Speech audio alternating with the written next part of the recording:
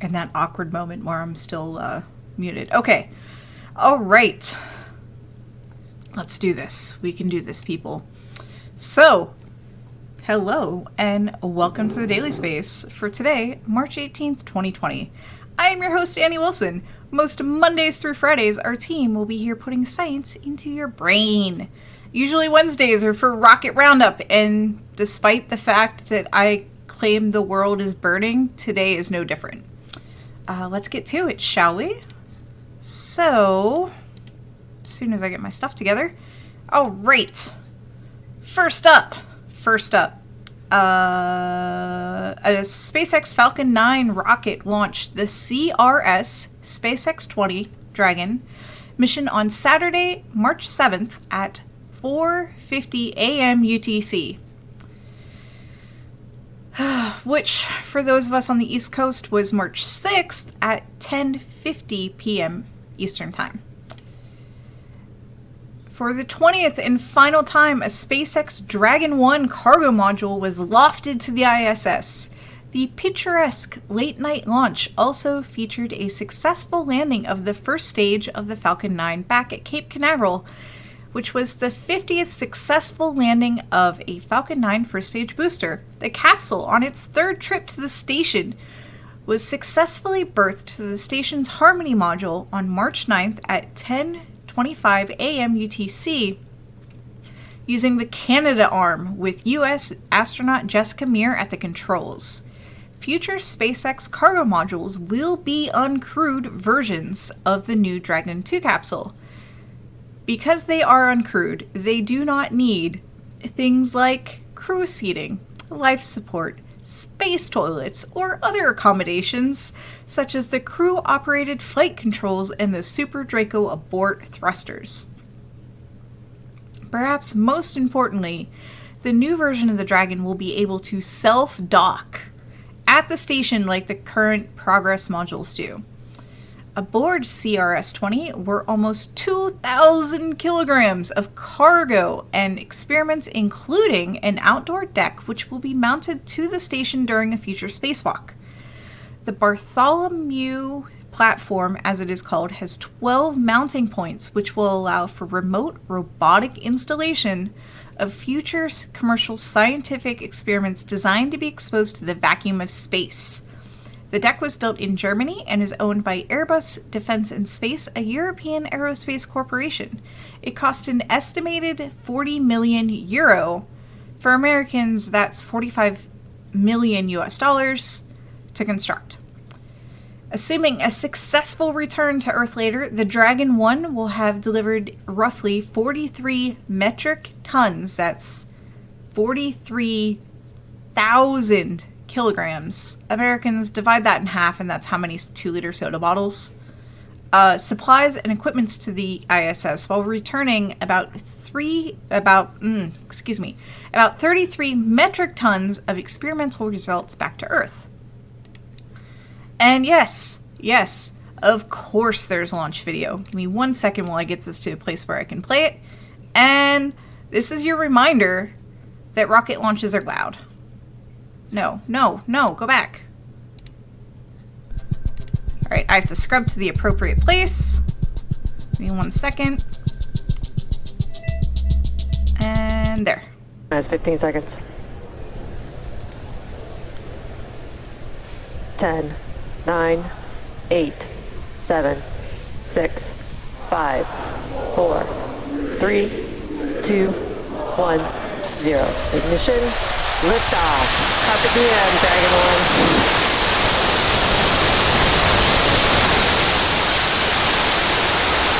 Vehicle is pitching downrange.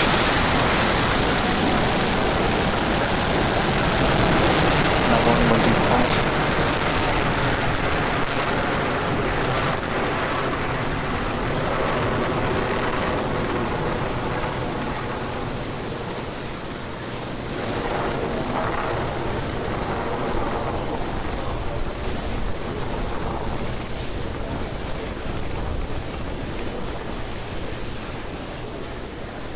All right, I'm going to stop it there. You can watch the whole thing on SpaceX's YouTube channel. So, no, stop. All right. Technical difficulties. This always gets a little weird. Okay, our next story begins just as the first story leaves off. Just after the Dragon capsule successfully docked with the ISS, another mission lifted off, this time from halfway around the world at the Xicheng Satellite Launch Center in southwestern China's Sichuan province. There, a Long March 3 Bravo rocket carrying the next to last Beidou navigation satellite lifted off at 11:55 p.m. UTC on Monday, March 9th. This marks the 54th total launch for the constellation, and Chinese authorities quickly announced the successful delivery of the satellite to its intended orbit. This constellation features signals from low Earth orbit, middle Earth orbit, and geostationary orbit, allowing for multiple timing references for customers. This is similar to the European Galileo system. While coverage is primarily intended for East Asia, customers can use the system for basic GPS-style location and timing reference around the world. This will provide the Chinese military with access to their own system. Reportedly, they have relied on the US GPS to this point for military applications. According to Chinese media, the system, quote, can provide services for the driverless vehicles, accurate berthing of ships, as well as takeoff and landing of airplanes, and will be widely used in the fields of communication, electric power, finance, mapping, transportation, fishery, agriculture, and forestry, end quote. Chinese cell phone services have already incorporated the Beidou system into navigational apps available for commercial and private cellular customers. And the red and yellow and orange you see here is due to the fuels that they use. It's a liquid fuel that's very stable when stored and doesn't need to be super cooled, but it's highly toxic. It makes for pretty rocket launches, though. All right, and yes, there are more launch videos. Reminder, rocket launches are loud. Remove your headphones. I think we're just going to leave it like this. Here is probably the first stage being brought. Yep, that is the first stage. Maybe it was the second stage. But here it is being put together. Here it is all done. And it has solid boosters too. I think.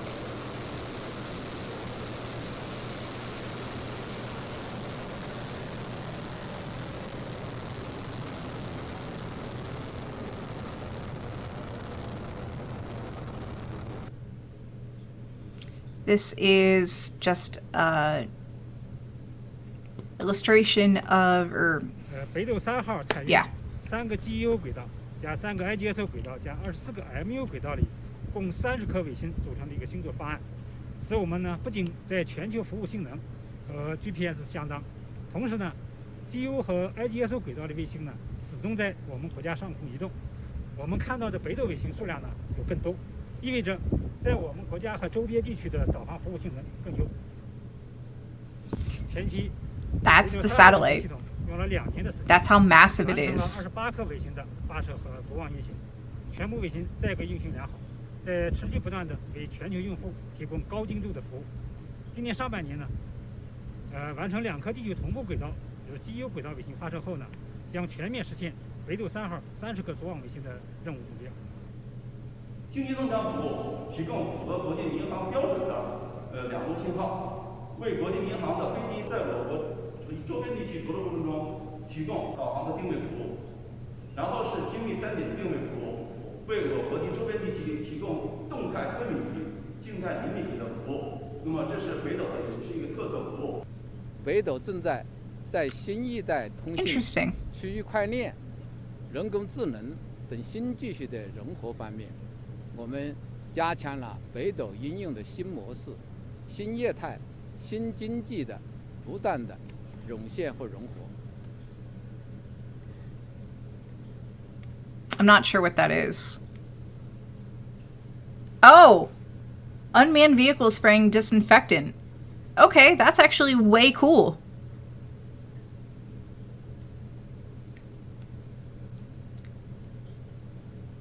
That was actually way cool. 在工作方面呢，采取全体人员上岗前量测体温，减少聚集性会议，拉大会议人员间隔，工作场地定期消毒措施，同时创新工作方法，优化工作流程，提高效率。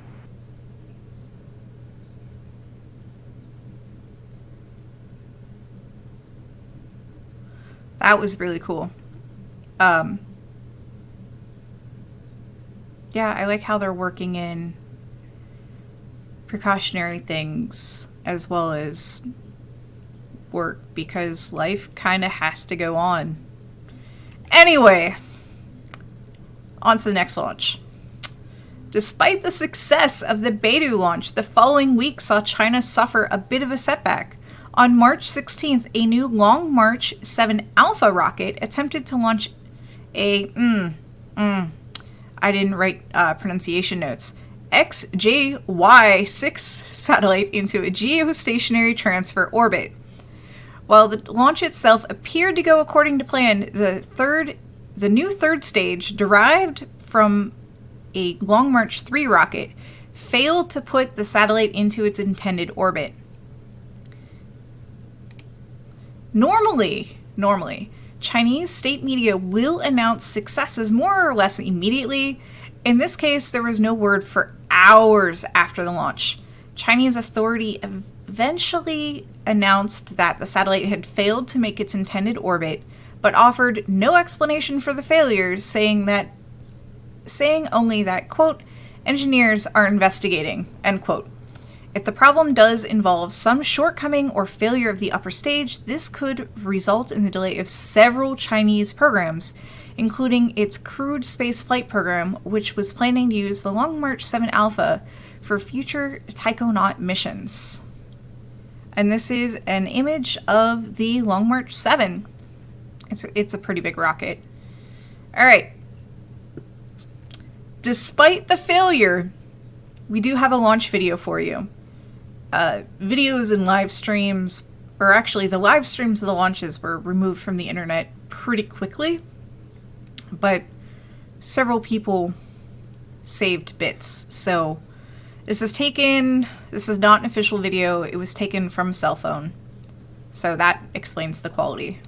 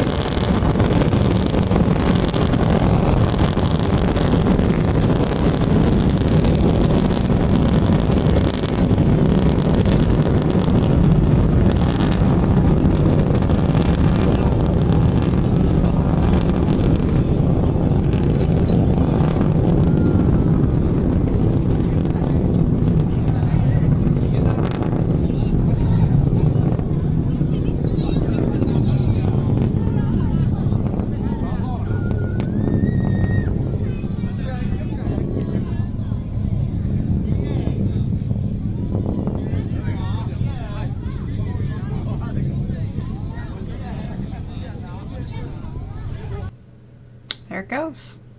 That was pretty cool. Again, the failure happened with the third stage, so when it took off, it looked like everything was okay. On the same day as that Long March 7 Alpha mission was suffering its failure, a Soyuz rocket managed yet another success. In another nighttime launch, the Russian military sent one of their own satellites into space.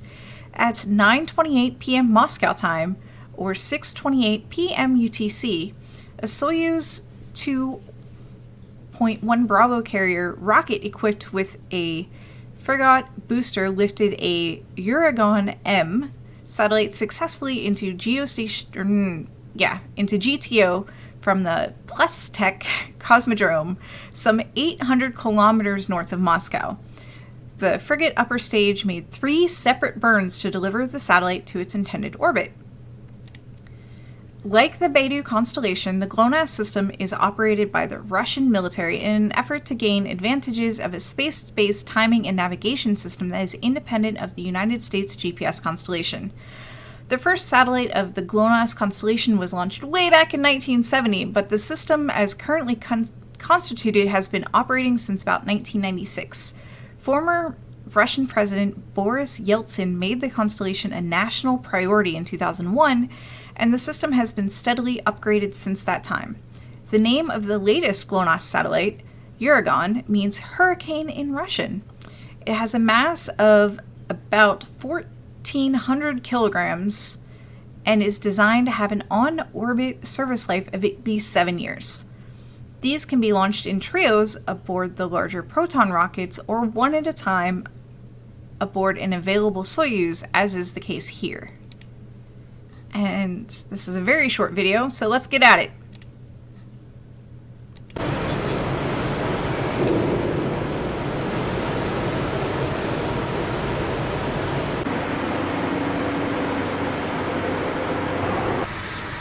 Taking it from the assembly to the launch pad.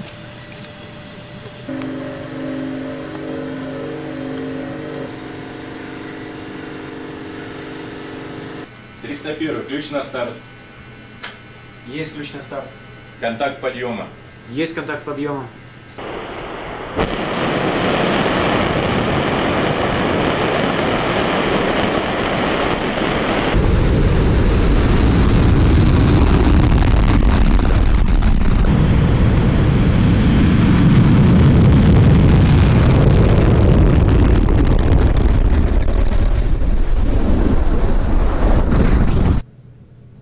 Ta-da! Finally! Earlier today, SpaceX launched its 6th batch of 60 Starlink satellites into low Earth orbit this morning, but this mission was far from smooth. This mission was originally scheduled to launch this past Monday morning East Coast time, and the count seemed to be going exactly according to plan, right up until the clock hit T-0. At that point, the 9 Merlin engines of the first stage ignited and then immediately shut down as the onboard computers detected what SpaceX initially termed an out-of-family data problem. In short, the power-up phase was not going according to plan, so the computer hit the virtual big red button, which shut down the engines before the rocket could be lifted from before the rocket could lift from the pad. Further testing apparently revealed no firm cause for the faulty reading, and a new instantaneous launch window was set for 6 a.m. Eastern Time this morning. This time, no errors were detected, and the rocket lifted off as planned. This was not the end of this adventure. Shh, shh, shh, shh. Why? Why? They don't know I'm streaming. Hold on.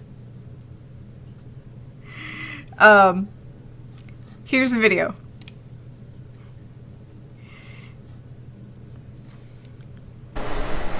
T-minus 15 seconds. 10, 9, 8, 7, 6, 5, 4, 3, 2, 1, 0. Ignition. Liftoff. Disregard. We have an abort. Launch board is running.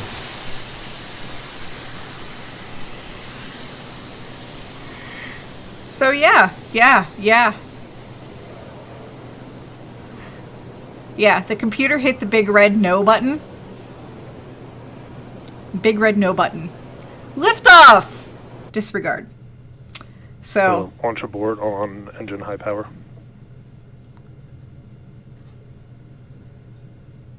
Yep, and there you go. Alright.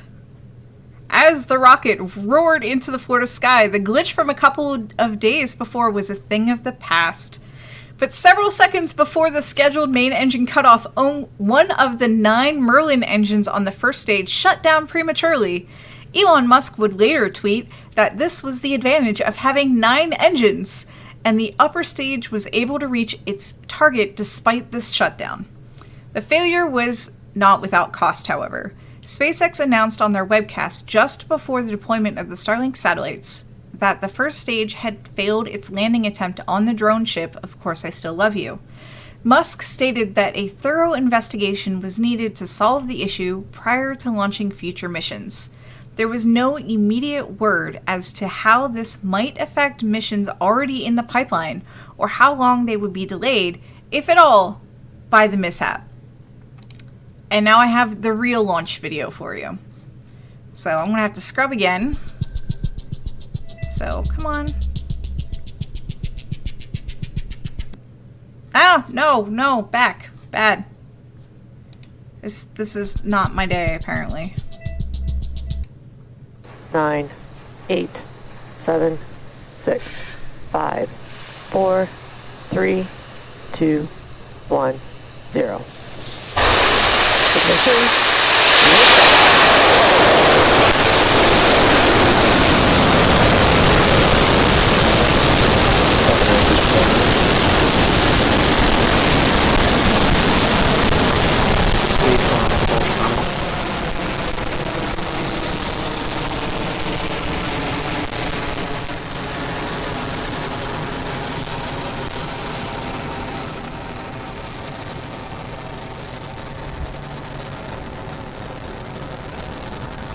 So, they said right after Miko, so let's see if we can scrub ahead and find that.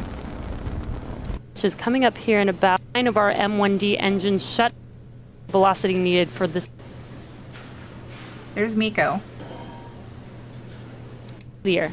So today we will again only be doing 1 burn of that second stage engine. Again, coming up in about 10 seconds are those 3 events: Miko, stage separation, and SES-1.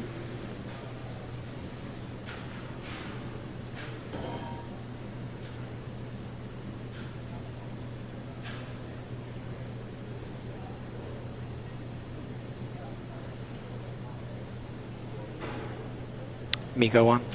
Stage separation confirmed.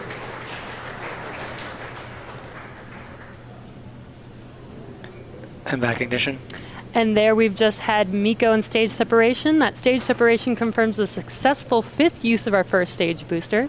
And you can see on your right screen that second stage MVAC engine lighting up and taking that second stage to its targeted orbit. And we're just a few seconds away from fairing deploy. Again, this fairing was used once before on our very first Starlink mission. And there is the visual confirmation of... Ah, okay. It does not want to cooperate. I don't know why it won't. Separation and SES. So, there's the entry burn.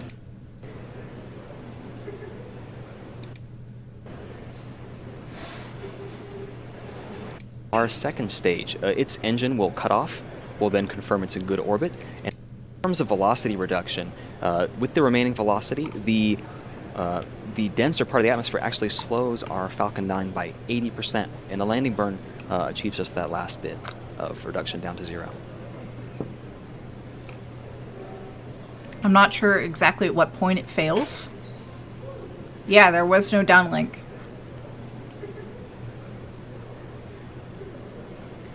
And although we're focused on first stage recovery at the moment, at T plus 9 minutes, a little bit less than that, our second stage, its engine will cut off. We'll then confirm it's in good orbit, and we'll then begin the preparations for payload deploy. They may have known that there was a problem and they just weren't announcing it on the webcast. Starting terminal guidance. We're about 10 seconds away from that landing burn call out. We'll sit tight and see if we can get any feed of that event.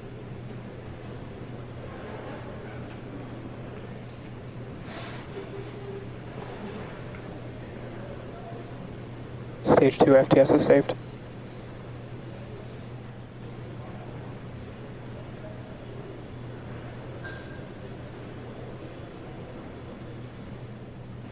We're still waiting on call-out and confirmation for that first stage, but that's our secondary mission. Right now we'll focus on our primary mission with that second stage and our Starlink satellites. We're waiting for that confirmation of second engine cutoff.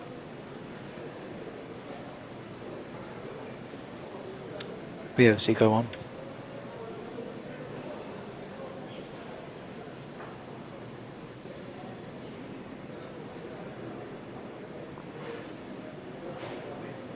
Our cutoff has completed.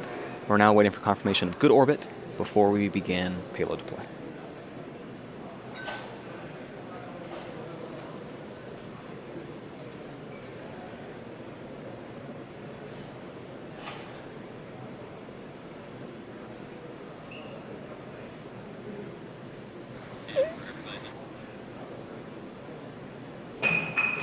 Expected loss of signal. So we've achieved that good orbit for our second stage, but we're not in the right Newfoundland. position in that orbit yet. Second stage is now going to coast in this orbit for a few minutes. During this time, you're going to see the second stage is going to start to spin along its central axis. This gives the Starlink satellites the momentum they need to space themselves out over time after they deploy. Think of it as if you were hanging on the edge of a merry-go-round and you jumped off and it slings you out. We use this natural deployment and it prevents us from having to install complex and heavy separation mechanisms on each and every satellite. So while we wait for that position to be achieved,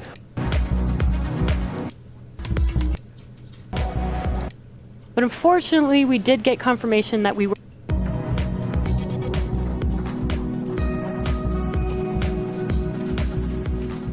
Welcome back to the webcast for Starlink. We had an on-time liftoff this morning at 8:16 a.m. Eastern Time. Our first stage successfully separated from the second stage, but unfortunately we did get confirmation that we were not able to land that first stage today. We are obviously disappointed, but our primary mission on second stage is still on target to drop our Starlink satellites to their deployment orbit. One quick update, as many of you know, we've been running a number of tests to reduce the reflectivity of these Starlink satellites on their way to orbit. The first of these tests involve using paint to darken portions of the satellite.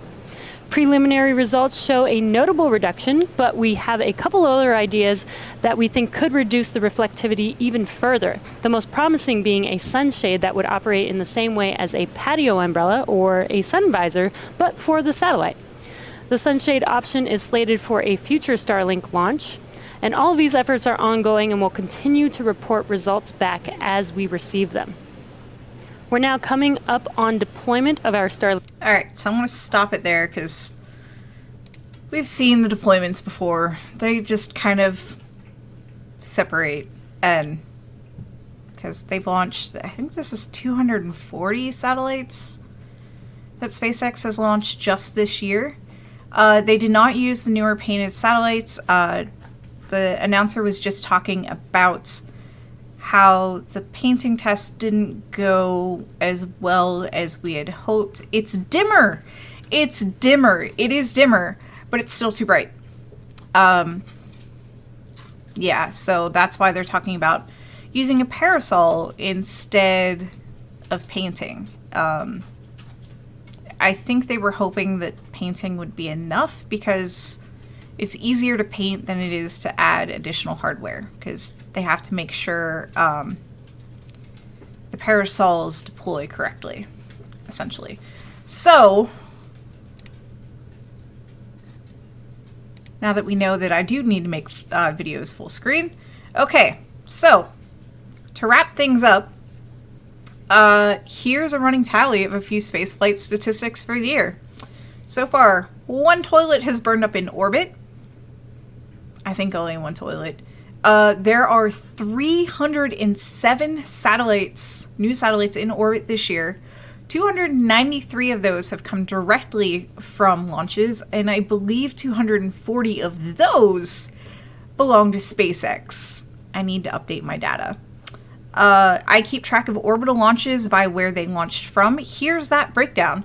There have been a total of 20 launches.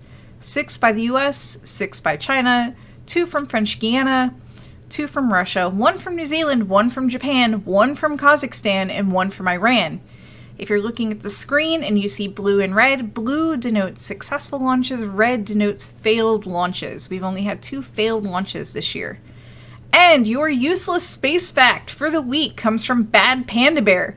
Kepler 11145123 is the roundest natural object ever measured. And somebody's asking me, do I count Rocket Lab as an American or New Zealand company? That's why I keep track of where they launched from. Rocket Lab is both American and New Zealand, so they've launched 1 rocket from New Zealand. I know I said China has, or US has 6. There have been 6 rockets that launched from the US, 6 rockets that launched from China, 2 from French Guiana, 2 from Russia, 1 from New Zealand, 1 from Japan, 1 from Kazakhstan, 1 from Iran. It gets complicated when you start adding in what nationality is the company, when you talk about the origin of the rocket, because Arianespace uses Soyuz rockets, which come from Russia.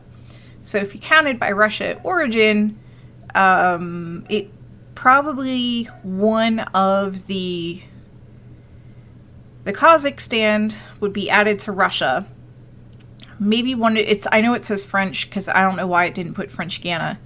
The French Guiana rocket would be one, I think one of those would be added to Russia. It changes everything. So right now, I just keep track of where it launched from because I think that's the most fair way to do it. It can get really complicated really quickly. When I do, because I probably will do a year in review, when I do that part, I probably will break it down by, rocket origin, company nationality, etc., because instead of French Guiana, it'll be France or Europe. So things like that. Yes, and French Guiana is a French territory, like Puerto Rico is the US. So there is that. Nationality of Taurus. Rocket launches are more complicated than what it seems on the surface. They really are. Anyway. Oh, you weren't supposed to see that screen. Anyway, that rounds out our show for today. Thank you all for listening. Today's script was written by Dave Ballard and lightly edited by me, Annie Wilson.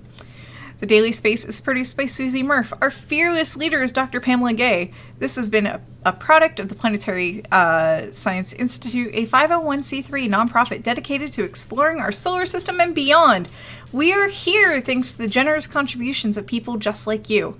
Want to become a supporter of the show? Check us out at patreon.com/CosmoQuestX. Oh wait, what do we have in 15 minutes? In 15 minutes we have an interview. Cool. All right, so you have like 10 minutes. We'll take over while I prep. I was going to do questions first. So, all right, y'all, you have 10 minutes for me to answer questions. 10 minutes. So I'm going to scroll right back up. And I'm going to see. I think I got everything while I was talking. So my other dog is wishing for Cheerios. I know. Hanny's asked about the Chinese launch. That orange smoke is the toxic stuff, right? Yup. I think it's NO2 actually changes color depending on pressure and temperature. Astro Wise asks, I would assume there are masers and atomic clocks in China from which to derive GPS. I would assume so. And yes, when all the satellites are around that, the Earth does kind of look like an atom, Hanny. I agree. So, And yes, that one sentence in the one video was pure buzzword bingo, but I still enjoyed that drone just sanitizing. So, yeah. Apparently you don't need an atomic clock to consume GPS signals. Larry says you need one to generate them. That's all beyond me. That's all beyond me. Apparently Galileo had multiple problems with their atomic clocks. Oh, lovely. Oh, lovely. Baryonic Man comments that it was a very small launch control team, probably for Russia. I have a feeling that we only saw part of it. I believe it's probably more. They just decided that was the unclassified bits that they could show us. This is totally a thing. This is totally a thing. As an aside, I have watched TV where reporters have said that they were in Iraq, and I knew for a fact that they were in Kuwait because I recognized the background behind them.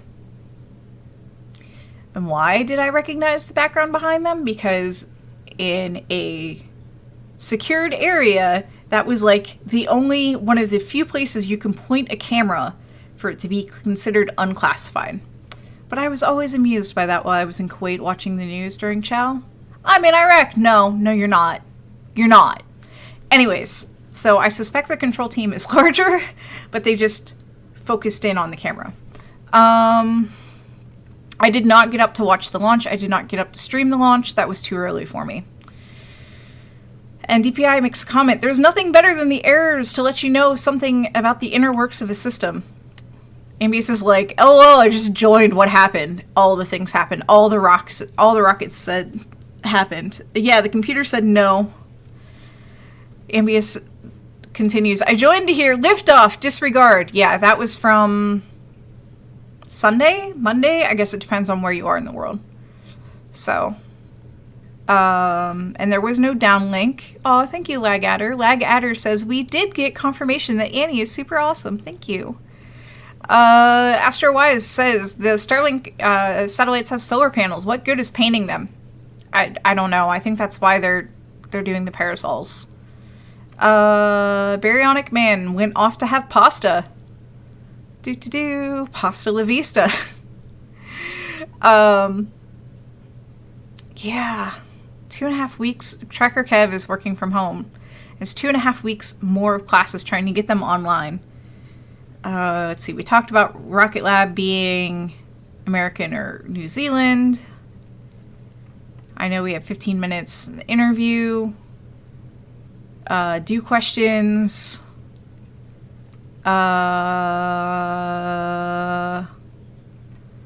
Wait, the media lies? Hold the presses. It's a security thing. I feel comfortable talking about it because that was like 10 years ago. This is not anything contemporary.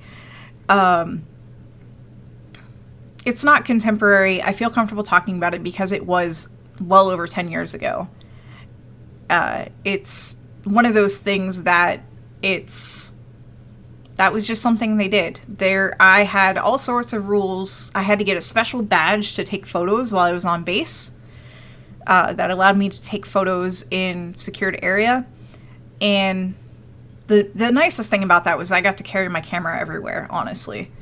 And there were certain things I couldn't take pictures of. My PersCom hosted a marathon because that's what you do in the army for fun, is you run. I don't understand this. Running hurts me. But I had a volunteer stand across the street from a forbidden object to photograph and take pictures of the runners as they passed. Had she stood with her back to the forbidden object, all the photos would be fine. I had to delete all of the forbidden object photos. And, she just didn't understand. This is on that list. We are literally given a list. I did get I did have MPs be like, why are you taking pictures? I had a civilian be like, and his Goonies, a whole bunch of civilians came out at once because I did have a really nice long lens. Do I have that camera nearby? I do. I do. Ha! Do I have that lens on it? I do. So this is the camera I had. And so you can see I have kind of a nice, is it locked? It is locked, no. I had a nice kind of, not a huge zoom lens, but I have a big lens on there. This is my default lens. I love this lens. Thank you again, Josh Davis, for buying this for me. It was a pretty awesome gift. And yes, I am a Canon person. So, but a lot of the pictures I took while I was in Kuwait were of flowers. Somewhere I bought, somewhere I have a book of wildflowers of Kuwait. Yes, you heard pasta. Baryonic Man left for pasta. This is a 18 to 200. It's an 18 to 200. This is a Tamron lens, and it is, this is my baby. I think I managed to keep all the Kuwaiti dust off of it and out of it. And this is a Rebel XTI. So camera body's pretty old, but yeah. Yeah, pasta is something that I'm not giving away to anybody because I know it's the thing. I know, right, CosmoQuest? Or right, Pamela? I did so much research on this lens because somebody had asked me, you know, what can I get you for, I think this was actually, the lens was actually a Valentine's Day present. I'm not even joking. And they're like, what can I get you? You know, what do you want? I'm like, I want this lens. So he bought me the lens. I think the camera kit at the PX was like $1,000 and that lens at the time was $700. So yes. Josh Davis, thank you so much. Is it 3.5 to 6? See, I have to keep pulling it out. You guys keep asking me very specific questions. I don't know what the f-stops on it are. I don't know how to, wait. Oh, yes. It is a 1. Yes, it is exactly that, Guido. It is exactly that. I had to look. So, but yes, this is probably this is the best Valentine's Day gift I have ever received, and I am still forever grateful to Joshua Davis for getting it for me. I don't talk to him often, but I don't speak to him often, but I think of him fondly. So, he is a good human. He is a good human. He will probably never see this, but just know that he is a good human. Yeah, all right. Are you ready to switch? I think I talked for like 10 minutes. Or I probably actually talked for way longer than that. So if you also listen to the podcast version, Susie is recording the podcast version because craziness. All right, let's switch. You all have been awesome. Thank you so much. I will talk to you soon. And yeah, stay tuned. More to come. Bye!